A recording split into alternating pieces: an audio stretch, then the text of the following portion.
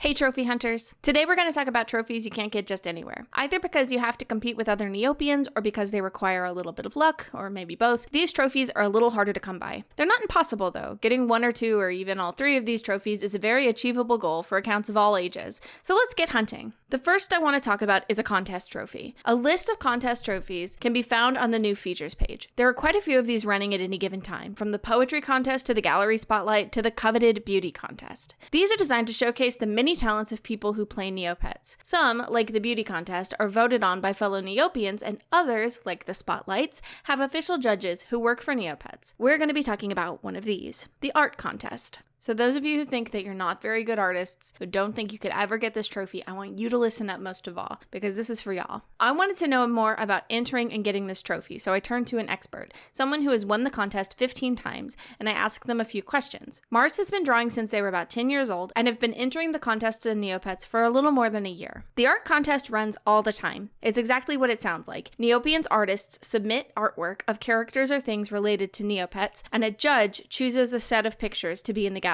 This is different from the beauty contest, where Neopians enter art of their specific pets that then get voted on by players. The art contest can be your pet, of course, but it can also be other pets or characters, or even things like pet pets. There are two kinds of art gallery updates: themed days and non-themed days. Themed days are updates related to a Neopian holiday going on, like Quiggle Day or Meridel Day. These are the easier of the two updates to aim for, since you have an idea of what the judge is going to be looking for. If you're not an artist, you might be thinking that you could never get this trophy. It is against the rules to enter someone else's art, even with their permission. But don't give up. The art contest is for everybody, not just the most skilled artists. Don't be worried if you're new to art or aren't super confident in your work. The contest is more about the effort put into the work than skill. Mars had this to say: "It's 70% creativity and 30% skill. KikoCat, the judge, is a very fair judge that is inclusive to all styles and skills. Don't be afraid to enter, and don't be upset if you don't get in. There are usually 40 entries in a week, with 24 on average getting in based on site activity. You will get in eventually." Mars also offered this helpful advice: try new things when doing the art gallery. Paint if you're unfamiliar with painting. Use the art gallery to practice your skills. Take inspiration from the real world. For example, for my Lutari Day entry, I used a picture of an otter twirling in the water as a starting point to a picture of a fairy Lutari flying in the sky. Most importantly, have fun. Like Mars says, if you make the contest fun and learned from it, it will never be a waste of time, even if you don't get in. Take that knowledge and apply it to next time. Mars also suggests joining the art board, which is a very friendly place and a good way to get advice from people around your skill level. Mars added, "Stand Team Darrigan," which I'm obligated to say even though they are my mortal enemy as a Meridel player. After talking to Mars, I felt a lot more confident about my ability to get into the contest, so I took that advice and applied it to myself. The first thing I did was look at the next pet day. That was Quiggle Day, but it was only a day away, so I decided I didn't have time to enter that. So I aimed for the next holiday instead, which was Nemo Day. So I knew I needed to draw a Nemo. The next thing I did was brainstorm what kind of Nemo I wanted to draw. I had a fairy Nemo for a long time on my old account,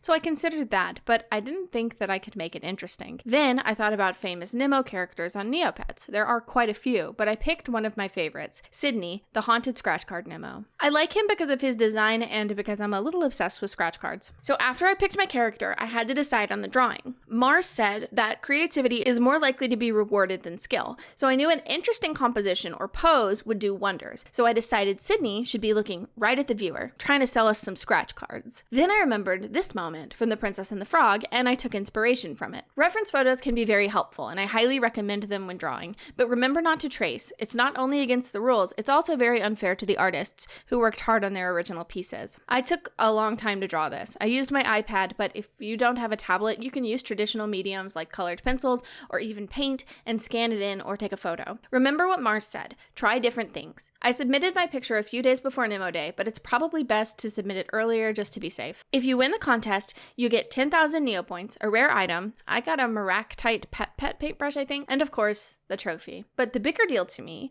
is that your art gets displayed in the art contest, right there on the site. It's cool to see the art you made on the website, and I can see why Mars has entered so many times. It's very addicting, and I'm already thinking about my next entry. Maybe I'll do more contest spotlights in the future. Let me know if that's something you'd be interested in. But for now, there are two more trophies to talk about. Better Than You is technically a contest trophy as well, but it's an instant trophy. That means you don't have to wait to receive it. If you qualify, you'll get it immediately. Better Than You runs on Wednesdays. Right now, it seems to be every other Wednesday. The date will be displayed on the Better Than You page, so you can prepare accordingly. The time is a little random though, and that will be important for later. During the contest, a random NPC will be chosen to play a flash game, and you will have to beat their score. The score is usually much higher than the average score for the game, but lower than what is required to get on the scoreboard, to give you an idea of difficulty. Unlike the scoreboard, which saves everyone's scores over the period of a month, Better Than You is played in real time. Only the first 500 players to beat the score will receive a prize. The prizes are determined by placement. The first 10 people get a gold trophy and 20,000 Neopoints.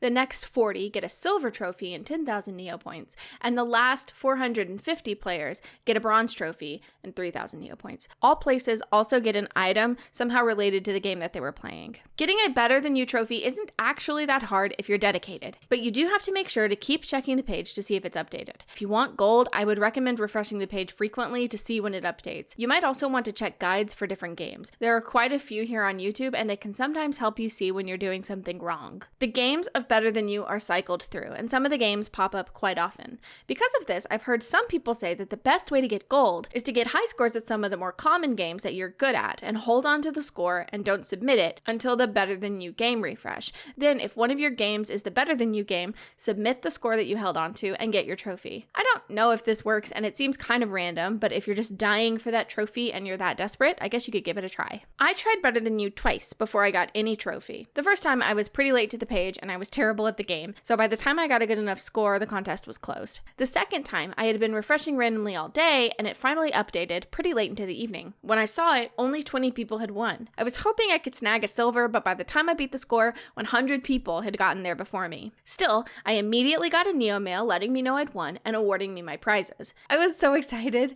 I'm definitely going to try again next week. Refreshing constantly, playing your butt off, and getting a trophy for it is quite a rush. I can see why people keep playing it even after getting trophies. Speaking of a rush, let's talk about the last trophy on this list, the Kadota II.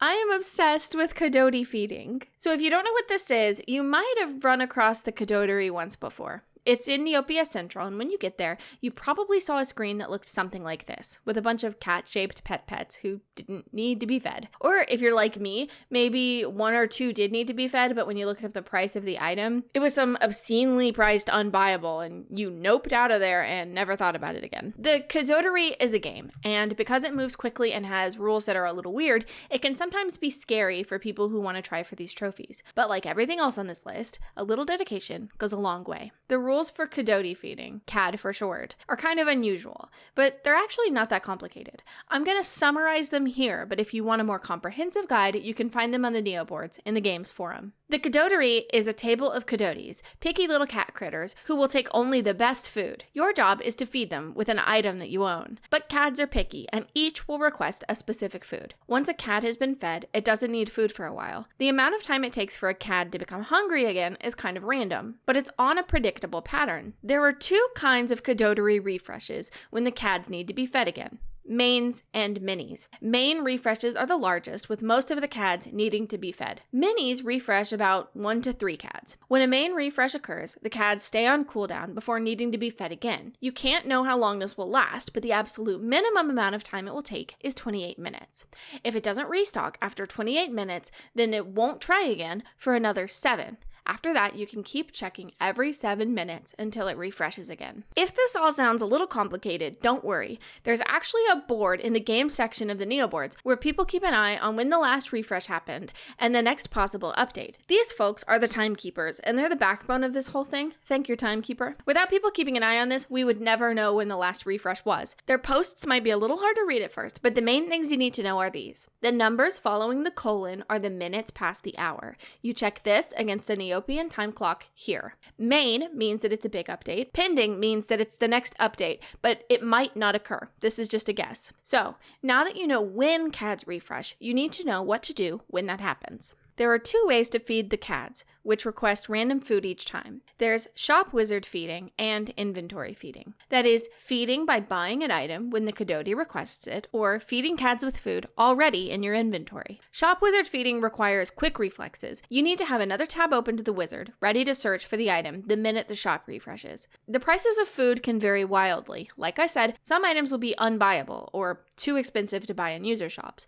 but most will range from 1,000 to 5,000 Neopoints. points. Having Super Shop Wizard for this helps, but it's not required. I don't have it, and I found things priced very well without the Super Shop Wizard before. Shop Wizard feeding can be slightly risky because you might buy an item that someone has already fed to a cat while you were searching. As long as you're not spending too much on food though, the risk is pretty low, and you can always hold on to that item for inventory feeding later down the line. Inventory feeding is keeping a stock of items in your inventory so that you can feed a CAD the minute that item pops up. It requires having a lot of things in your inventory and is heavily luck dependent, but the upside is that if a CAD requests an item you have, you're pretty much guaranteed to get a feed for that refresh. Because the item pool includes so many different foods, some people specialize. They only keep slushies or Aisha-themed foods, etc. This helps you remember what you have to feed. Kadota feeding is a very special kind of game. It's kind of frantic. There's a lot of waiting around and boredom, and then a few seconds of sheer panic as you try and click through the shop wizard as quickly as possible, buying the cheapest food you can.